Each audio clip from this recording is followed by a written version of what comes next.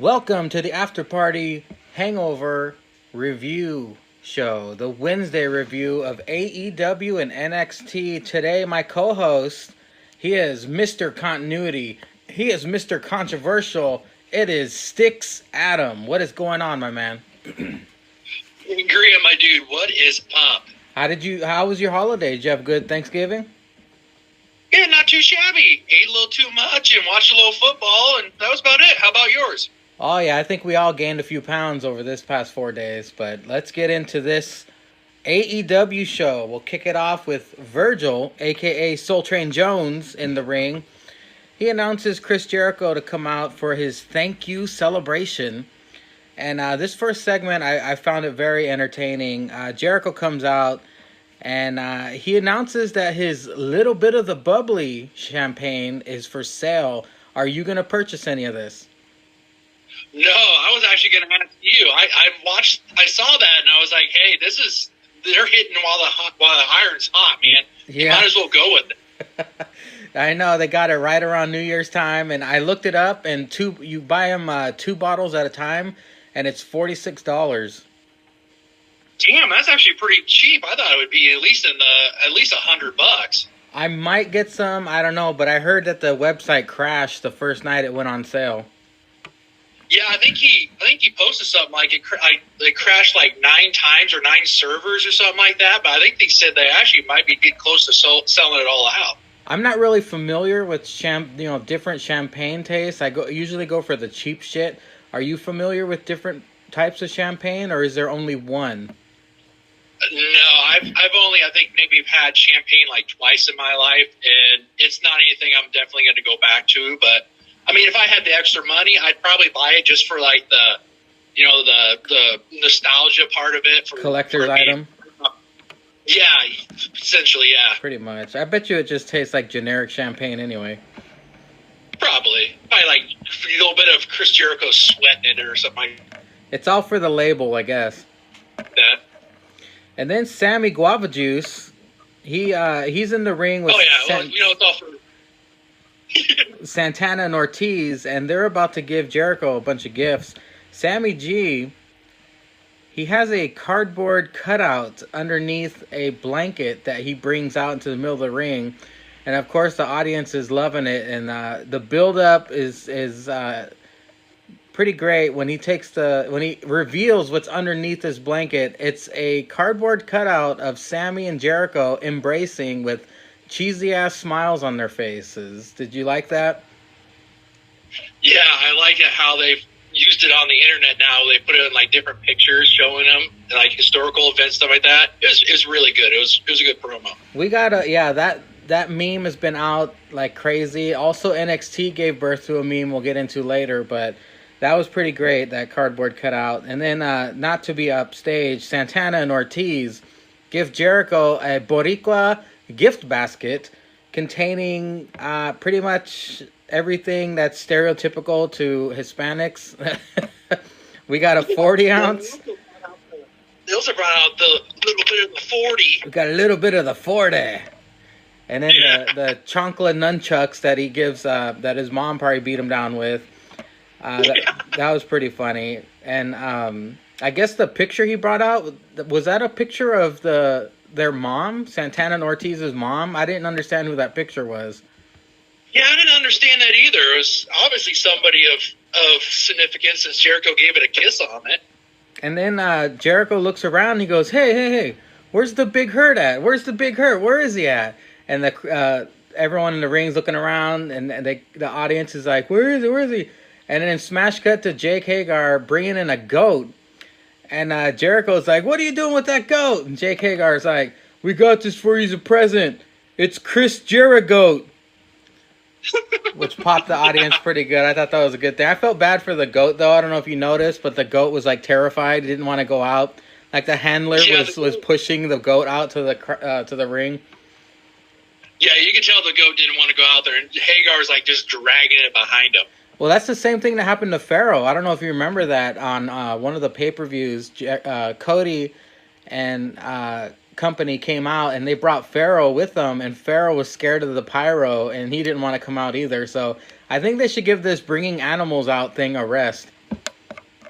Oh yeah, well, like with Cody's dog, they should have waited to either bring him out like after the pyro, or do it like when they're almost down to the ring before the pyro goes off. Because I worry about animals like that. Or just keep it a backstage thing, because those animals don't need to be around a bunch of people getting freaked out. The only time it worked was when Hangman Adam Page came out on a horse. That was the only time the horse didn't freak out and start bucking and kicking everybody. But anyway, we move on, and there's a noticeably huge box in the middle of the ring that was a big surprise that Santana and Ortiz were hinting towards, and Jericho was getting all excited. He goes, "Oh, what? What is it for me? It's for me. It's a big surprise." And they're like, "Yeah, it's a big surprise." So Santana and Ortiz go to the box. They lift it, and inside the box is Chris Jericho's actual father, wearing a Rangers jersey. He comes out, and of course, Jericho and his dad pretty much shit all over the town of Chicago and the Blackhawks, and they promote the Rangers. Are you a hockey watcher? Do you watch hockey at all? Not really. I knew his dad was a hockey player, and I see Jericho post stuff, so I thought it was kind of cool how they do it. Got that heel heat. I thought it was kind of cool that his dad actually joined in and did it too. You know, his dad was loving every second of that. Oh yeah. I'm pretty sure Zanka, he probably follows hockey a lot more than us, so maybe he'll shine some light on that in the future. But Jericho then busts out this letter and says that the executives from TNT and AEW wrote him a thank you note, but he didn't want to read, so he calls Justin Roberts to the ring to read the statement. I thought Justin Roberts did a good job, but then afterwards, Jericho's like, "I don't like your tone." And basically, all of the Inner Circle beat the shit out of him. And I don't know if you noticed the commentary or not, but I think it was Excalibur who goes, "Who beat someone up in their hometown?" I don't know if that was a jab at WWE, but I thought that was a pretty funny detail they added in there. Yeah, well, I think JR said, "Who messes with his hair? Who messes with somebody's hair?" Yeah. And then, unbeknownst to us and the Inner Circle, SCU was dressed as band members. They go in the ring and help Justin Roberts out and beat the crap out of the Inner Circle, forcing everyone out to the ring, to the outside of the ring, and they basically go to a graphic setting up the main event for the night. It's Chris Jericho versus Scorpio Sky for the AEW Heavyweight Championship. So they go to commercial, and when they come back, Marco Martinez joins commentary. I don't know who the hell that guy was, but my God, he brought nothing to the commentary during the match with the Best Friends versus Lucha Bros. The Best Friends make their way out to the ring with Orange Cassidy dressed as a turkey. You mean the coolest turkey in the room? Oh, yeah, with the most devastating pec kicks of all time. Yes. Well, before they could make it to the ring, the Lucha Bros attack, and they beat up Orange Cassidy. They beat up the Best Friends, and there's a scuffle, and Orange Cassidy, he grows a little courage in his giblets. He climbs to the top rope and dives off the top rope onto everybody dressed as a turkey, popping the crowd, and going into their match against the Lucha Brothers. Lucha Brothers are just crazy impressive in the ring at all times. And Best Friends, I love Trent Beretta, but the other guy, I don't even know what his name is, but he is not believable as a badass. Yeah, I think out of the three of them, if you throw Orange Cassidy, I think Trent Beretta would be the best one to kind of go forward if they had a singles career. He's the standout. Orange Cassidy is the entertainment. The third guy is just there to take the pin, I guess. He's there to take the hot tag. Pretty much. That's about all he brought to the match. But anyway, the Best Friends actually pick up a shocking win over the Lucha Bros. They're really putting over these Best Friends. I'm guessing because Orange Cassidy brings ratings and brings eyes to the product, so they want to put them over as much as possible. Yeah, I was surprised with that. I thought for sure Lucha Brothers would win, but yeah, I was surprised with that. That was actually a pretty good little surprise. You know, I don't know if you caught this in the highlights of this week, but what made this next matchup for me is JR's line of the week. B. Priestley and Emi Sakura versus Hikaru Shida and Chris Statlander. These are a bunch of nobodies besides Bea Priestley and Emi Sakura. Does Emi Sakura get that she's a heel? She's this. She kind of looks like your mom's friend from work. Like she's this thick, middle-aged looking weirdo girl, but she's pretty entertaining. She does the "We will rock you" chant in the middle of the ring, which is weird because that's something a face might do. Yeah, I don't get what. I don't think she understands what she is. She needs the. I don't know if they need to sit down and talk to her, tell her, hey, you just need to kind of do more heel stuff, or I don't know what she's doing. Emi Sakura was the reason to watch this match. Other than that, it was pretty much a snooze fest. But JR, oh my God, JR says, "Have you ever seen Freddie Mercury?" Oh, he said Freddie Mercury never looked so Oriental. Now I'm surprised. I'm surprised there wasn't an outrage on the internet over that because all these fucking snowflakes get butthurt about everything that's said on TV. But I guess JR got that pass. But usually when people say Oriental, they get shit for it online. Did you catch that? Yeah, I caught that. I'm surprised there wasn't anything on the internet backlashing it, but that was kind of, maybe they just all figured JR is getting senile, and they're just like, well, maybe he kind of ducked out for a little bit and forgot what he was watching or something. I think JR has maybe 3 good years left in him. Then he's gonna have to hang up his hat because if he starts saying stuff like that in the future, they might catch heat for that. But I'm glad he got the pass for that one. The match was okay. Then we move on to Jon Moxley backstage. He cut a promo in front of a fence, just hyping up his match later on. And we get Cody. Cody makes his way out to the ring with his spectacular entrance. And he gets a good pop from the crowd. He's taking on a jobber. I didn't even write his name down. It was a quick match. Cody picks up the win with a figure 4. But all of a sudden, we get some weirdos coming out from under the ring. These 2 middle-aged guys that look like your alcoholic truck-driving uncles. They come out from underneath the ring, and apparently their names are Blade and Butcher. And Allie is the bunny. Do you know who these guys are? I have no idea. I was going to actually this weekend kind of look up to kind of catch a little bit on them, but I didn't know anything about it. I saw this like late Wednesday going into Thursday that they were introduced, and then I just saw them, and I thought the same thing. It's like, these guys look like a couple of guys out of like the freaking horror films you see in the backwoods, and it's like, wow, you get AEW. I understand bringing in like new talent and stuff like that, but it's like, wow, you guys brought these guys in? It's like, did you guys just go down to like the homeless shelter on before Thanksgiving and picked out 2 guys and say, hey, you guys want some free turkey if you show up in the ring, or what? Yeah, these dudes look like they're on the second half of their career, not their first half of, getting started.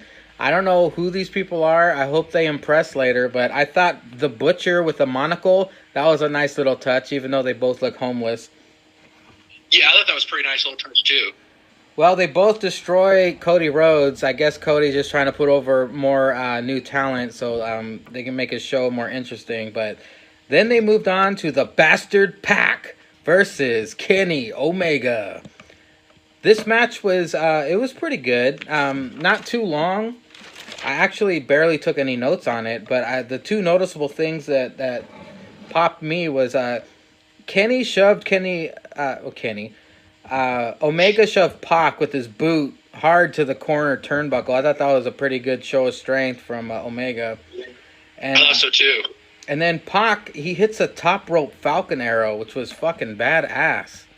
Yeah, that Avalanche Falcon Arrow that was freaking awesome. I couldn't believe that. I can't believe WWE dropped the ball on Neville, man. That dude can go. I know that they were in an industry that's looking for like heels. They would have legit went with him as a heel. They would have got at least another good 5-7 years out of him instead of just relegating him to 205 Live and just jobbing matches. Fucking Enzo kicking him in the nuts. That's how he lost, and then he like never really got his momentum back, and then eventually left. Yeah, it was just they squandered that with Neville really bad.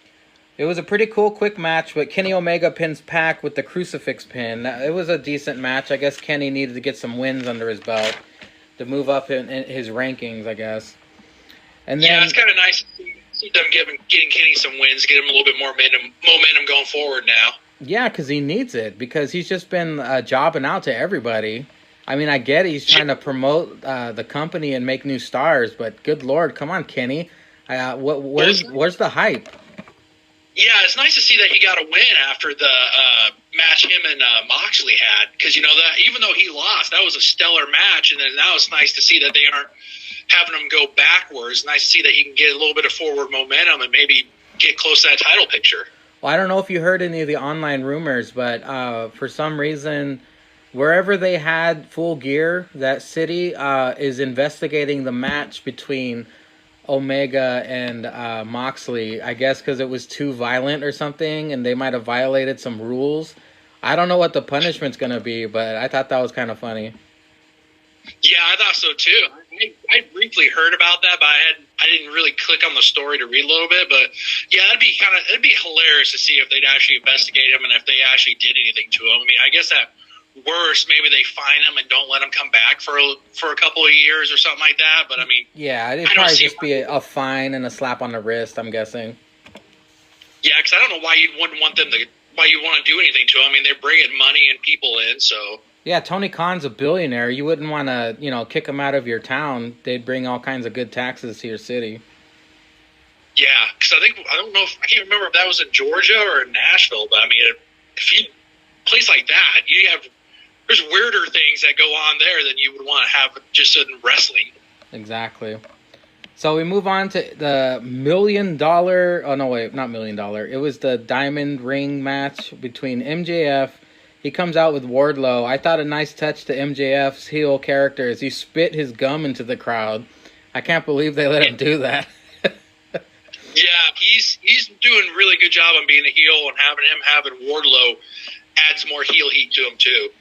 He takes on the Hangman, Adam Page, for this silly ring, which I don't think anyone really gives a shit about because it was pretty obvious from the beginning that it was made for a heel to win, and MJF, it's perfect for him. It'll make his character more hated as he flashes this stupid-looking ring.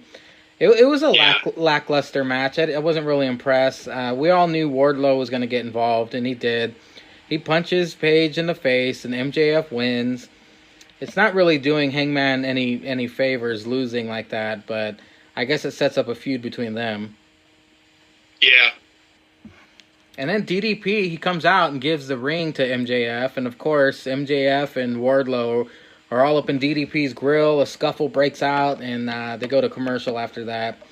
They have Dustin Rhodes come out and cut an interview, and the Inner Circle jumps his ass. And then the Young Bucks come out and help him, and they do a triple Shattered Dreams to Sammy Guava Juice and Santana and Ortiz. I thought that was a pretty cool callback to Goldust. Did you catch that? Yeah, I thought it was kind of neat too. Set up the match I think they're having next week between those three guys. Do we get a pretty impressive Dark Order video? I'm really loving how AEW didn't give up on them, because I know when Dark Order first came in, they kind of were getting the go-away heat. No one really gave them a chance because they had to change their name from Super Smash Bros. To the Dark Order, and people were writing them off as a shitty act. And I've listened to other podcasts that they didn't really like the Dark Order because they didn't really have a story. And now AEW is going all in on the Dark Order with these cult videos that they're putting out for them, and they're gaining interest for the Dark Order. Because if WWE had the Dark Order, they would just continue to do squash matches, have them fight the tag champs, then have them lose, and then go away forever. Yeah, they would. They'd be like the Ascension 2.0. I think they're setting it up to kind of be cool with like some of these mid card guys that they're not really using. Maybe they could have them join the Dark Order. Like maybe you'd find out. I don't know if it ever happened, but like Sean Spears joins the Dark Order. But I think instead of having like Allie doing the Butcher and the Blade, I think it would have been neat if they would have had her be like their manager coming down to the ring. That's what they're missing. They're missing like a valet, a sexy valet for the Dark Order. That'd be cool. Yeah, I think she would have fit perfect with them. Are these Dark Order promos getting you interested, Adam? Would you join the Dark Order? Yeah, I like them. I thought they were kind of neat just watching them before they started in the promos and stuff like that. Like Zanka said, you got the Gimps running around ringside, and they're a good team. Their chemistry is really good, and I'm kind of disappointed that they has kind of stopped their momentum, but it kind of helps them, keeps them fresh, and keeps them in your mind, and then maybe give them a couple of jobber matches, and they're right back in the title picture. I still think it's funny they made them put their shirts on. They know. I bet you they caught a lot of feedback online, like, dude, either work out or put a shirt on. Yeah, I can't believe that either. Because, if it would be like me and Jake and the Mega Pounders with Cheese going out there with our shirts off trying to represent the Dark Order, everyone would just put their hamburgers down and be like, I'm not hungry anymore. Yeah. Stock in McDonald's would definitely drop that night. So the main event, we get the Scorpio Sky versus Jericho for the AEW Championship. I wrote down a little note here. I'm always critical about their pyro, but everybody has the same exact pyro in AEW. I know that's a little nitpicky, but that was something I noticed. Yeah, I agree with you on that one. Scorpio Sky, this was a coming out party for him. This was very, very impressive. He survived the walls of Jericho. At one spot, he hits the RKO, and then he turned it into a Dragon Sleeper. Very impressive. But the inevitable happens. Jake Hagar, of course, interferes. SCU comes out to help. Scorpio Sky hits a Dragon Rana with Jericho on the turnbuckle. However, Jericho ends up hitting the walls again and wins. And I thought this was a great match. I don't know how much of it you caught online, but what are your thoughts on this?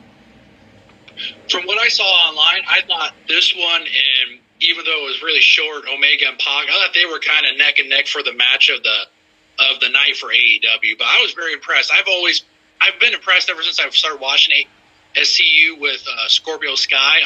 I thought he'd be the guy going forward that they ought to focus as the center point and just kind of push him, because he's good as a tag team wrestler, but he's a guy that if they gave a shot for a singles title, he'd be the guy to give it to.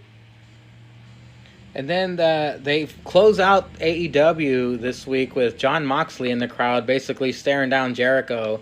I guess they're going to be in a program next. I can't wait to see those matches, because Moxley is on a roll. Yeah, he's got some fire behind him.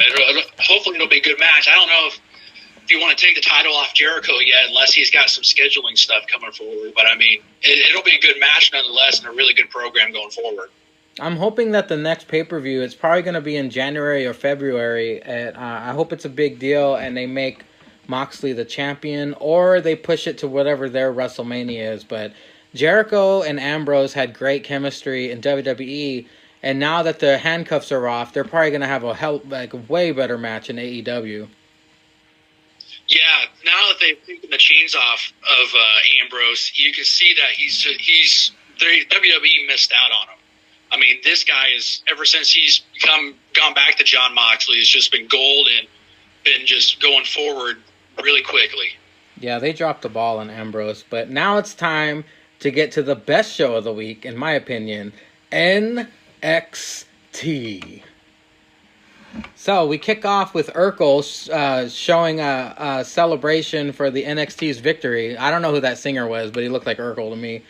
Everyone's coming out of the locker room with they're all singing "We Are NXT." Everyone's all into it. I didn't notice Io Shirai coming out, but she did, because I rewatched it this morning. It was pretty cool to have everybody united. They got the crowd into it, and then here comes the Undisputed Era to shit on the party. Undisputed Era basically says, none of this was possible without us. You guys should be sucking our dicks, basically, and thanking us. To which Tommaso Ciampa gets in the ring and basically talks trash to the Undisputed Era, saying, you guys think you're all that, but you're not. Here comes Keith Lee. Here comes Dominic. I'll just call him Dommy D.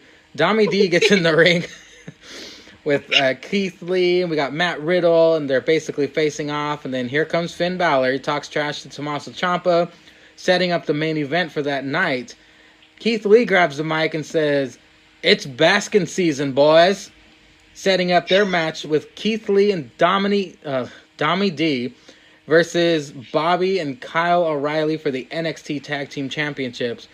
In my mind, the first match of NXT that kicked off the show was the match of the entire week. What do you think? Totally agree with you on it. I didn't catch the beginning of what happened with Bobby Fish, but I'm glad that they go forward with kind of like the Freebird rule for the titles with the Undisputed Era. I mean, and plus it was nice that they had Roddy like just right out of the gates into wrestling in like I think it was like sweatpants or like pants and just regular shoes. But yeah, it was a stellar match. I mean, anytime you have Dominic and Keith Lee, they've been picking up steam as a team and go against Fish and O'Reilly. I mean, it was the match of the week. It could have been possibly the match of the month. Yeah, you mentioned it earlier. Keith Lee threw Bobby Fish to the outside of the ring. He kind of landed on Kyle O'Reilly. But the camera angle that I saw, I could have swore he hurt his arm, but apparently he landed on his knee wrong, fucking up his knee. And I guess they cut the commercial, and when they come back, we see Roderick Strong on the apron, and his dress slacks just replaced him, right? Like you said, the Freebird rule, which is always great. Maybe that's why they kept it a 4-man stable, because, I mean, Adam Cole wasn't going to come out there for that. Yeah. Keith Lee is amazing. The strength that he showed in this match, he tossed Roddy and Kyle over his head like a double release belly to belly suplex with ease. That motherfucker is strong, man. Yeah, he's strong, and for a big guy, he is super athletic. I mean, he moves on the ropes and on the top like a freaking luchador. Dominic and Keith, this was a major showcase match for both of them. Even though they didn't win the titles, we got a very impressive showing out of Dominic as well, because that motherfucker suplexed Keith Lee onto Roddy and Kyle, who were laying on the mat with ease. And he not only that, but Dominic later in the match hit a very impressive combination, a powerbomb chokeslam combination to both Roddy and Kyle. Yeah, these last couple of weeks for Dominic has been just a showcase to show that they have a star going forward, and at worst, he should be North American champion by the end of next year, if not by the middle of next year. I mean, it's just he's just a freak of an athlete. Him and Keith Lee are the guys who have shined the most. I mean, I thought Keith Lee, even though he lost this weekend, had the best showing out of everybody. Not to mention they gave birth to the incredibly funny Keith Lee pouncing Adam Cole into the audience meme. Oh my God, that was so freaking hilarious. The airtime that freaking Cole got, and it was just amazing. I went back and I saw that. I've seen that GIF so many freaking times. It's just so hilarious. He took out the first 5 rows of the audience, which of course were obviously, Performance Center trainees there. But if you go back and watch it one more time. When he pounces Adam Cole into the first 5 rows, you can see this super overweight chick in green pants that's sitting right there, and she puts her hand up to her mouth all shocked. For some reason, that was the only thing I could see when he did that. That popped me big time. I saw that too. That's going to be in add that to the lexicon of memes of like people who have seen shocking things. Put that up there with that kid who has that pissed off look at the Miz. Or the dude from when Undertaker lost at WrestleMania, that dude in the white shirt. Yeah, the dude whose whole world crashed that day. Well, I noticed during this match, it was kind of unfair to Keith and Dominic. Kyle and Roddy kept entering without tagging. Like they kept double teaming both of them the entire match. I'm surprised the ref allowed that. But ultimately, after Keith Lee pounced Adam Cole into the audience, that distracted Dominic. And that allowed Roddy and Kyle to hit the high-low for the win. And I don't know if you caught this, but they kept panning towards Keith Lee and Dominic in the ring. And Keith Lee looked really remorseful. And he's like, "It's my bad, man. It's my bad. I'm sorry." So hopefully they continue being a tag team. But I love this match. If I had to give it a slice rating, I'd say 6 slices. It was great. Yeah, I'm fine with the premise. I thought at that point, with the, because I always get leery when like the camera's panning on two guys. I was hoping that they weren't going to turn Keith Lee heel on that. I was hoping he wasn't going to do that, especially after the weekend he had, the momentum that him and Dominic had. I was glad that they kind of just were like, my bad, man. We'll get him next time. Yeah, because if you remember, in the middle of the match, Keith and Dom had like a weird stare down. Like they looked at each other like, what the fuck, man? What the fuck, bro? It was a weird moment in the middle of the match, but yeah, I'm glad they didn't turn him heel either. I hope they don't. I hope they continue this tag team and even get a cool tag team name. I don't know what they would call it, but hopefully it's pronounceable. Yeah, me too. They've got hella hype going forward, and if there's going to be a team that dethrones Fish and O'Reilly, I think it should be those guys. Well, after this match, we get a backstage interview with Candice LeRae, and then they smash cut to Leo and Tozawa warming up backstage, commercial break, come back from commercial, and Shane Thorne, the pretty good loser, comes out to take on Mansoor of Saudi fame. I always call Mansoor the Saudi Rollins. He looks exactly like Seth Rollins if he was Aladdin or something. Spot on. He looks like the Aladdin Rollins. Yeah.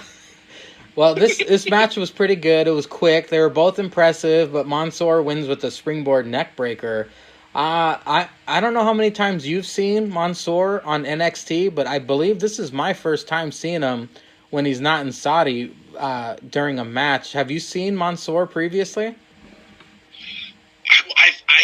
I vividly kind of have. I mean, it's not vividly, but I mean, I've just faintly had. I remember seeing him on NXT TV because the first thing I thought of was like, oh, they brought the Saudi All-Star back to American soil. But yeah, I was surprised to see him. I was surprised to see him on regular NXT taping, but it was really nice. They got something with him if they can just slowly build him. I mean, I understand keeping him overseas and with giving the cheap pop for the Saudi fans, but it'll be nice. It's nice if they can kind of showcase him a little bit more. Well, no offense to Mansoor, but I'm pretty sure this won't be on the Hulu cut. No, because I actually watched the Hulu cut before the NXT. Because when I got on late Thursday night to watch, I watched it on the network. There was some kind of like issue going on with it. Like you could click on it, but it wouldn't. Like I was trying to watch on my phone, but it just brought up like a picture of like the NXT logo. Yeah. So I watched it on the Hulu cut and didn't catch it on the Hulu cut, but on the network version they did have it on there, and it was a nice little match, quick and good to kind of put his name out there and just move on. It's all right. We'll see Mansoor win the Saudi championship the next time they go out there. We're not missing much. Oh yeah, we're not missing much at all. So up next we get Dakota Kai versus Candice LeRae, and I noticed that since Dakota turned heel, she comes out with new music, but the same gear. She dresses like she's an extra from a 90s Paula Abdul music video. But Dakota debuts her new aggressive side during this match, which I thought was pretty cool. Because, you know, she's always been like the Bayley Goody Two-Shoes wrestler, but now she's pissed off. I don't know if she's on her rag or what, but she was kicking some ass. Candice, there was a scary spot during this match. I don't know if you caught this, but Candice LeRae and Dakota were on the apron, and Candice LeRae was going to do a back body drop to Dakota on the apron, but she was off on her positioning, and Dakota barely hit the apron, and she came all the way down to the floor on the outside, and the ref jumped out of the ring and made sure she was okay, and you can kind of see Candice going in close to make sure she was okay, but that was a pretty scary spot. Yeah, I was a little worried on that. When you see stuff like that, you get worried, and I was glad to see the ref didn't throw up the X on it. I mean, it was kind of scary. It really was. Yeah, because Dakota's just debuting this new attitude, this new heel turn. You don't want to injure her right off. It'll kill her character completely, and people will just forget about her. Yeah, I mean, she's got a little bit of heel heat coming off of the weekend, and then just to automatically get hurt and stop that momentum right in his tracks, it would have been a killer for her. This match was impressive. Candice LeRae is a star. She hits a Panama Sunrise, and we think it's going to be a sit-down powerbomb like they all are, like the Canadian Destroyer, but she turns it into a backstabber at the very end, which I've never seen before. I thought that was very impressive. The match ends when Dakota hits Candice with Tegan's knee brace, It was a really good match. It's a shame it didn't really have a finish, but I believe all of this was just to build up Dakota as a heel. Yeah, I mean, kind of as a wrestling fan, when they bring something like a knee brace or something to the ring, you kind of get the idea that's going to kind of have a part in the match. And her using that and still using it, and kind of bringing it as like a trophy and using it, it's really good for her heel heat. And it was nice to see her. I mean, I hope they do another match, because that match was really good. And like you said, the Canadian Destroyer to the power bomb, it was, or not power bomb, but backbreaker. That was freaking awesome. You can tell that she's kind of picked up a little something from being with Johnny in the ring, so that helps out. She's really good. She's a really good star. She's got champion written on her for the future whenever they decide to take it off Shayna, and it was a good match. It was a good little heel heat for Dakota. And you could tell Dakota was taking notes from previous heels, because I believe it was Johnny Gargano who used Tommaso Ciampa's knee brace to make him tap out at that one pay-per-view. Yeah. So she was taking some notes there. Well, she was beating the shit out of Candice with the knee brace. Here comes Rhea Ripley out to save Candice, and Dakota just pretty much mad dogs him and leaves. We cut to Tommaso backstage interview, and then they play this really weird Cameron Grimes promo video, which was him like playing in the forest and being I don't know if he was supposed to be a cowboy or if he was supposed to be a frontier man or whatever, but he was just talking himself up. It was good. It was well produced, and the production value was great. What did you think of this awkwardly weird video? Same thoughts. It was awkward, weird, but the production and stuff was good, and I guess it kind of keeps him fresh in your mind. I mean, he's got a little bit of momentum, and he hasn't really been, I don't think he's been on TV for a couple of weeks, so it kind of keeps him fresh in your mind, and he'll probably, maybe he ends up having a match against a jobber next week to kind of follow up that promo, but he's not too bad of a wrestler. I think he's probably mid-card champion at best, but it was a good promo, really good. It seems like the whole point of that video was for him to brag about having the fastest NXT match in history, because he would do the squashes where the match would start, he would jump and do the double stomp on the people and get a 3 count. So I guess he just wanted to brag about that some more, but yeah, hopefully he gets more character development, and I don't know if he's supposed to be from Red Dead Redemption or something, but his cowboy shit, hopefully he does it better than Hangman Adam Page is doing right now. Yeah, he's that Southern Red Dead Redemption guy. We get the second best match of the week coming up next. It's Tozawa versus Lio Rush for the NXT Cruiserweight Championship. Holy shit, this was a good one. Very fast-paced match. And Lio Rush is putting up good matches, man. That triple threat match at Survivor Series was really good, and he's been putting on good matches since he's re-debuted on NXT. This match was not only great, it was actually entertaining too. I don't know if you caught this, but at one point during the match, Tozawa caught Leo's leg, and then Leo caught Tozawa's leg, and they were like, hold on. Like they both trusted each other to put each other's leg down, and then they went at it again. I thought that was a nice little entertaining touch. Yeah, that was a good little touch they had in the match. They had great chemistry together. You can tell they faced each other before. Tozawa hits another scary spot with he hits a German suplex to Leo off the ring apron to the outside of the ring. He basically flipped Leo so Leo would land on his chest when he hit the mat on the outside. That was pretty brutal. And eventually, also I want to point this out. Lio Rush does a springboard stunner. And during the match, it looked like Tozawa got his bell rung because he was not in the position to take a springboard stunner. But Leo went for it anyway. I don't know if you caught that. And Leo landed on his butt, basically. And Tozawa was just off in La La Land to the side. I don't know if that was supposed to happen, but it did look like that Tozawa got his bell rung. Yeah, as soon as I saw that, I was like, "Oh man, how's this gonna finish?" Because you hear about people who get their bell rung, and it takes them a little while to kind of get back on the game plan, and sometimes the match doesn't go as it was supposed to. But credit to him that if he did get his bell rung, he did a damn good job of getting back on point.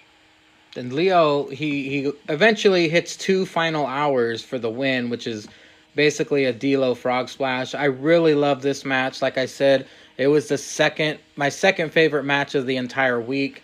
They did a great job. For this match, I would give it 5 in the crust. Yeah, I was right there. 5 with the crust. You can tell these guys have had chemistry from facing each other on 205 Live, which is awesome to have. And anytime you get guys like them, like the cruiserweights and all that, those guys can go, especially Leo Russ and Kasawa. I don't think he really gets kind of the shine that he needs to get, but it's nice to see that he got a little bit of that shine with Leo Rush in the ring. So hopefully it'll be a nice little point moving forward for him. And, of course, Leo gets the win and moves forward with another great match. Well, up next, after a Finn Balor backstage interview, we get another match that probably won't be on Hulu, Xia Li versus Vanessa Bourne. It was a pretty quick match. Xia wins, and then Shayna and her crew come out, Zanka's favorite skeleton, and they jump Xia, beat the shit out of her. Shayna cuts a promo like with her Muppet Baby voice, and Rhea Ripley comes out, and they do a face-to-face. I cannot wait for this match. They've done a great story with building up Shayna Baszler's opponents in the past, but Shayna won after all. Like this, Rhea Ripley is on such a roll right now. They'd be fucking stupid to not have Rhea go over and take that belt off of Shayna Baszler. Yeah, for sure. I mean, she's outside of Keith Lee, she was the other big winner. I mean, she was the biggest winner of the weekend. And if she's not the one that dethrones Shayna, that's going to be a crime. I mean, I'm glad to see that there's nobody else. There's nobody. Well, who else were they going to fight? There's nobody unless she starts fighting guys. Yeah, exactly. I mean, she was a star over in UK, and she's just blossoming into one of the best females that NXT had. And I mean, I actually think that NXT's female roster just shits on SmackDown and Raw's rosters combined. I mean, they're the top female brand right now in WWE. In all sports entertainment, they conquer AEW as well. Oh yeah, without a doubt. So we get the main event now: Tommaso Ciampa versus Finn Balor. This has never happened before. It's a first time ever, so the hype is big. And we got my boo Jessica refereeing, which we now know was her final NXT match. I'll say more about that later, but it was a pretty decent match. Ciampa, Jake was asking what that move Ciampa did to Adam Cole was off the War Games Hell in a Cell. It's called the Air Raid Siren, or Sheamus called it the White Noise. But Tommaso Ciampa hit that from the second rope on the Finn Balor, and of course Finn Balor kicks out. Adam Cole comes out, and he throws the belt into the ring, and then Finn, unknowingly sling blades Tommaso Ciampa onto the belt. He looks at the ref. The ref is confused, like, I don't know if I should disqualify him or not. Fucking Finn pins Tommaso Ciampa. Tommaso Ciampa kicks out. Eventually, Adam Cole gets involved, kicks Tommaso Ciampa in the head. Finn hits the 1916, weird name for a finisher, and wins.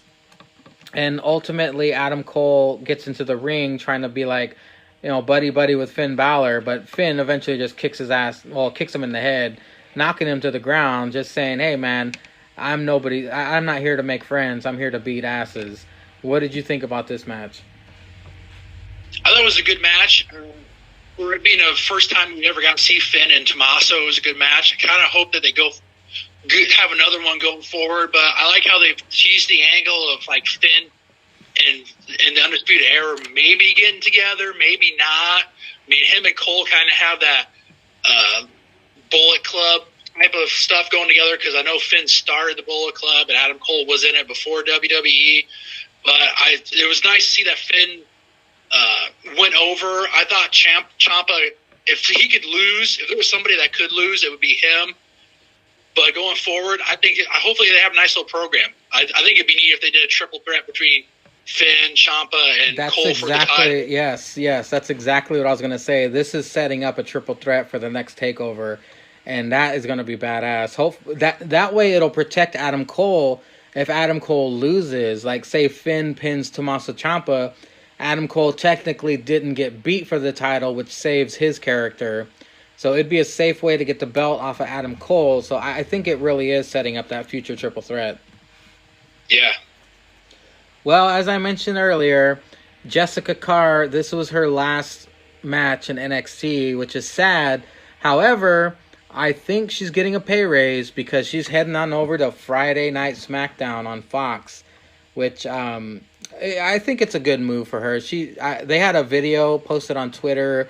Tommaso Ciampa was thanking her and saying that she's awesome, and the other refs came out, and Triple H came out, and they all praised her, and they just said they just appreciated her, and she was getting all emotional, and it's going to be cool to see her moving on. She was the first female ref. I'm a huge fan of her, of course, because of her huge ass. So I only wish good things for her in the future.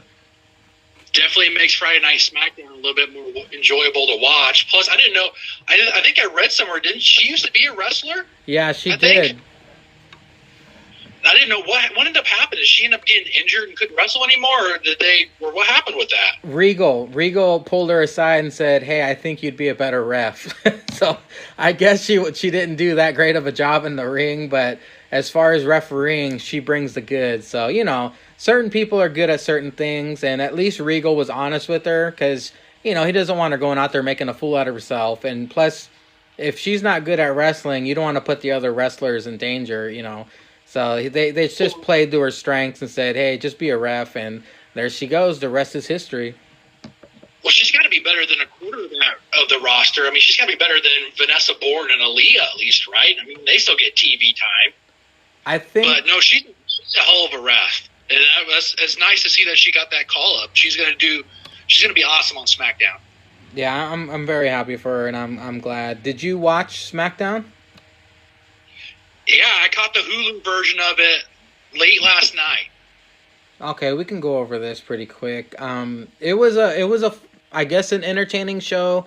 I was talking to the other guys and I was telling them that certain segments dragged, like the segment I'm going to talk about now. Roman Reigns comes out, he kicks off SmackDown.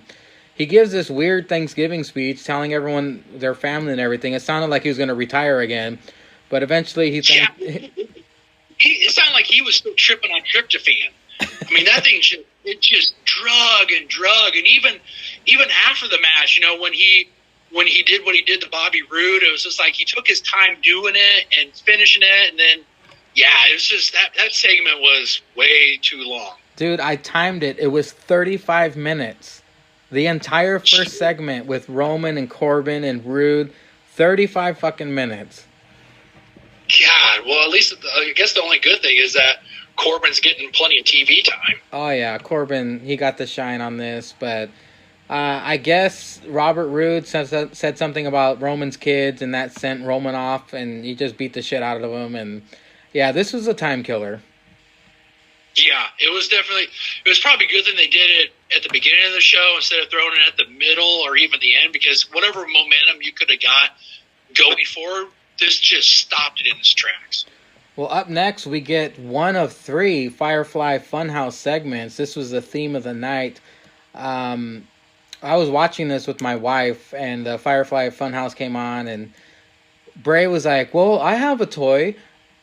That means he should have one too." And it smash cut quickly to Fiend having his own belt. And after he did that, I looked at my wife. I was like, "Did you see that?" She goes, "No, what happened?" I was like, "The Fiend has his own belt." And yeah, nuts. Right after this went off the air, apparently, I guess it went up for sale on WWE Shop. The fucking belt is $6,500. Jesus. That looked like an April Fool's prank. I don't either. Nobody's gonna pay that. Nobody's gonna pay that. Well, I guarantee some Saudi money is going to be coming in. Yeah. Those Saudi guys are going to be getting that. Next time you go to they do the Crown Jewel or whatever the other one they do over there, there's going to be people holding that if he's still champion over there. They have so much money, they're going to be disrespecting it. They'll throw it on the floor and step on it, and they will take it for granted, but there's no chance in hell anyone that we know is going to be spending $6,500 on. You could put a fucking down payment on a new car with that. You don't need a fucking belt. But shit, Yeah, and what are you gonna do with it? I mean, if you spend $6,500 on that, you gotta take that everywhere you go. You go to a grocery store, you better take that with you, show it off. You go to work, to get your money's worth out of it. There's so much stuff you gotta do that. It's just nuts. You better wear it to weddings. You better wear it to funerals. Fuck, you should be buried in it. Like, that belt better run its course and be worth it. You better take that on your tombstone. God. Then we follow it up with Ali versus Drew Gulak. Ali won, but it wasn't really a special match or anything. What came out of this was what was in between, because we had Mustafa Ali came out setting up the match, but when they came back from commercial, guess who's back? Sheamus. Sheamus cuts a promo, and he brought back his old hairdo, and snap it to a Slim Jim, Sheamus is back. Yeah, I can't believe that for a guy I thought they would keep him and Cesaro together, considering that the condition that he is, with if he takes a big hit, it could be bad news for him. But it was nice to see that. I guess he's cleared and can do some singles wrestling, so that's a bonus. I mean, he's a good wrestler when he's in the ring. So this might be his last run, because I heard that he has the same thing that happened to Edge. So something about his spine, I don't know, something. But it's good to see him back. Hopefully he can get a singles run, because if the singles run fails, it's going to be the bar all over again. Yeah, see, that's what I heard why they put him with Cesaro, because he had that condition, and it was more to be able to kind of protect him and let Cesaro take most of the punishment. But I was thoroughly surprised to see that he's going to be back for a singles run. Up next, we get Bayley and Sasha cutting a promo in the ring, running down SmackDown for losing Survivor Series. They call out Lacey Evans. Down comes Lacey Evans. And I don't know if they fucked with the audio or not, but it sounded like the entire crowd loved Lacey Evans, which has never happened before, by the way. It was just kind of bizarre to see the crowd popping for her. And then Lacey lays out Sasha with the women's right. Yeah, I'm surprised. I thought Lacey was going to kind of be that heel, but it sounds like she's kind of getting that face turn. We'll find out about that, because I have no idea what they're doing with the women's division. They need to do something drastic, because as boring as Raw's women division is, SmackDown's women division is worse. Yeah, and I still can't believe they still got Bayley and Sasha still together. I was kind of hoping maybe once, Sasha did her heel turn, that maybe Bayley, regardless if she went heel or was still a face, I was kind of hoping maybe they separate those two and would maybe do the payoff of a Sasha versus Bayley match. But I still see that they got those two together. What are you talking about, Adam? They had Dr. Shelby fix everything, remember? Dr. Shelby brought them back together. Good old Dr. Shelby. He's better than Dr. Phil. Hey, we need to get Dr. Shelby to get Jake and Zanka back together. Yeah, well, I told Jake in a chat that he needs to think of the SRAP Army and the kids. I mean, come on now, they can't break up. More on that during the next SRAP, if there is one. Hopefully there is. But yeah, I hope so too. We get another Firefly Funhouse segment, and here comes the Muscle Man has returned. Bray Wyatt cuts this really funny 90s rap video talking to Huskus the pig, saying, "Tell them bleeping bleepers how we do it." That line popped me big time, man. I love that. Did you like this? If that was the whitest rap you've ever heard, then I would love to hear what the whitest rap outside of that is, because that was it was hilarious, and it was enjoyable. I loved it, and apparently since Bray Wyatt is now the top merch seller, maybe that's why they pushed the Firefly Funhouse segments throughout the entire show. Very entertaining. Daniel. Well, yeah, also during that segment, they kind of cut to he had two different tank tops on. Yeah, there was I think an orange or a purple one, then it went to the one with the Fiend. So those things, the Fiend ones are going to sell out like hotcakes. I think it said "You can't hurt it." Yeah. Yep. Those are pretty cool. I'll get the Fiend one. I won't get the Muscle Man one though. Yeah. Well, for sure. Moving on from that, we get Fire and Desire in the ring. And then here comes Nikki Cross to take on Sonya Deville in the singles match. Nikki takes the pin with a roll-up after an awkward promo in the ring with Mandy Rose saying, "I'm not one to make fun of people's looks, but look at her."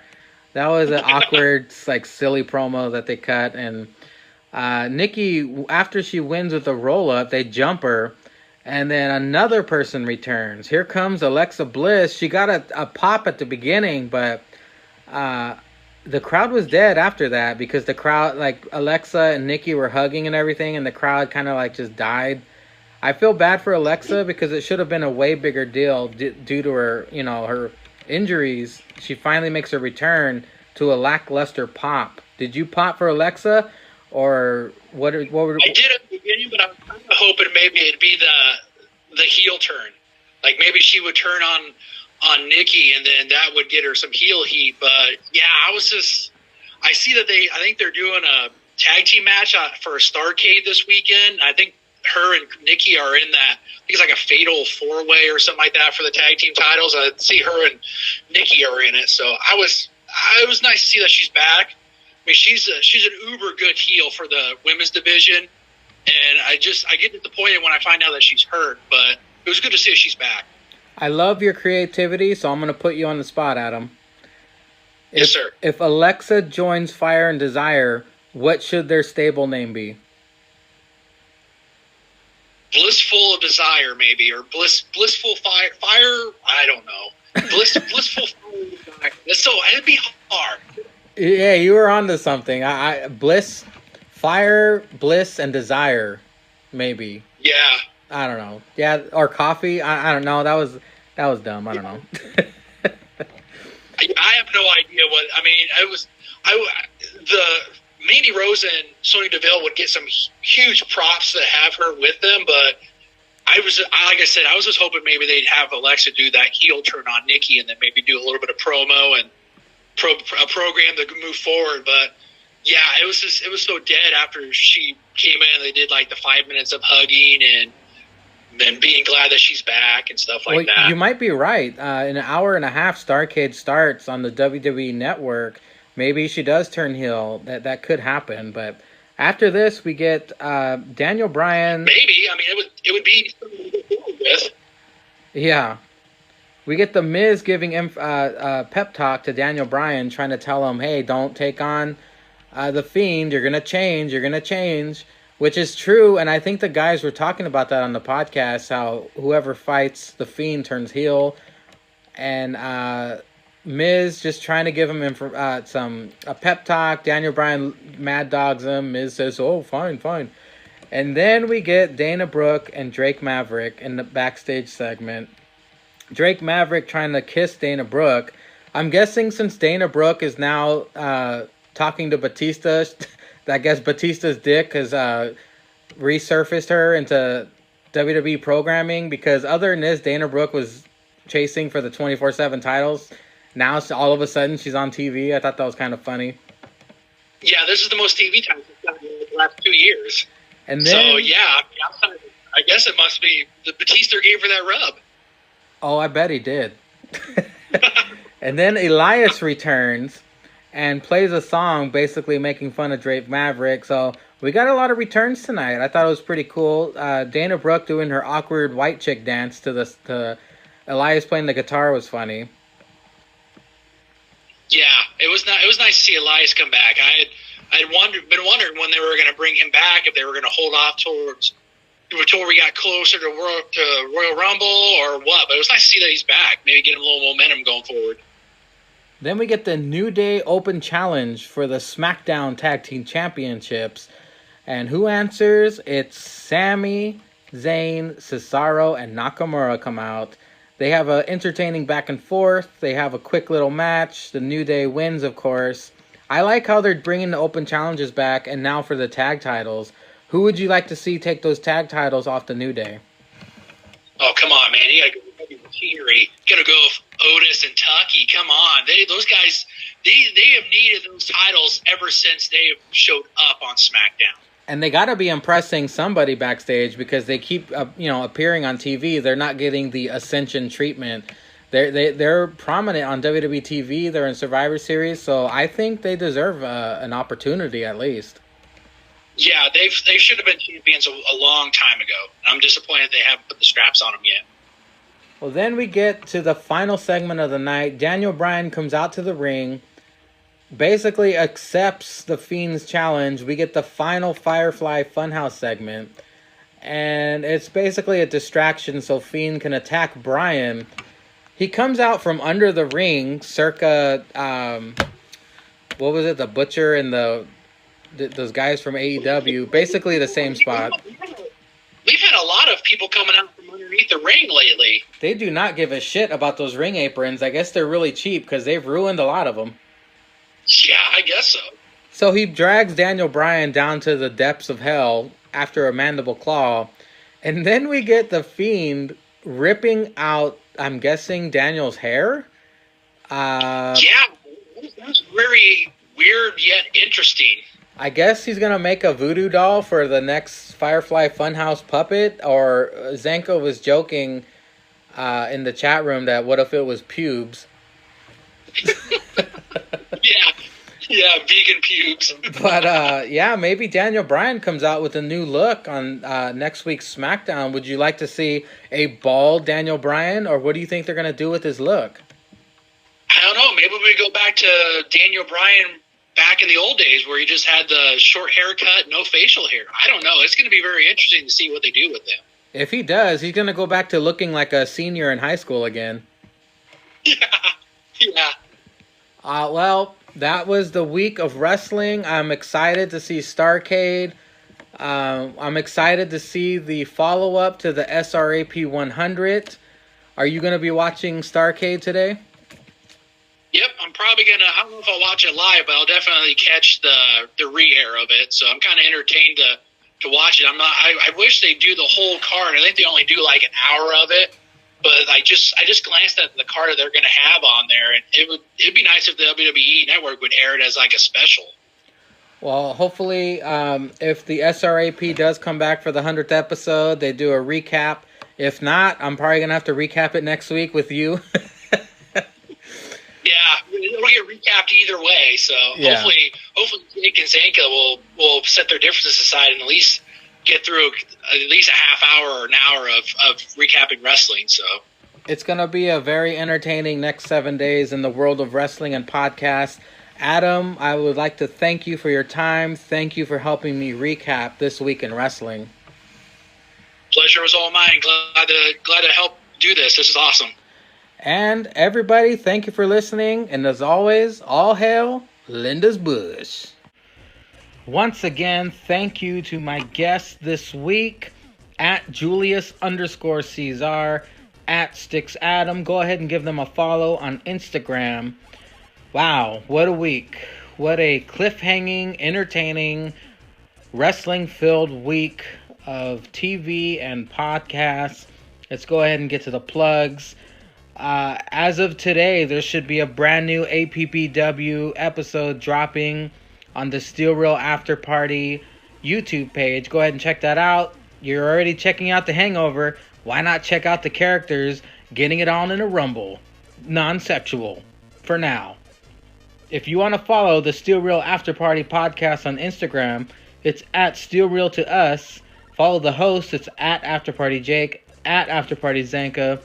Over on Facebook, all you got to do is search the Steel Real After Party and hit that like button to cover up your nips with some great Steel Real merchandise. It's shop.spreadshirt.com/Steel Real After Party. Get that All Hail Linda's Bush t-shirt or your spoonful of truth, even APPW merch. And thanks again to everybody for listening this week. And as always, anything passion fruit is the devil.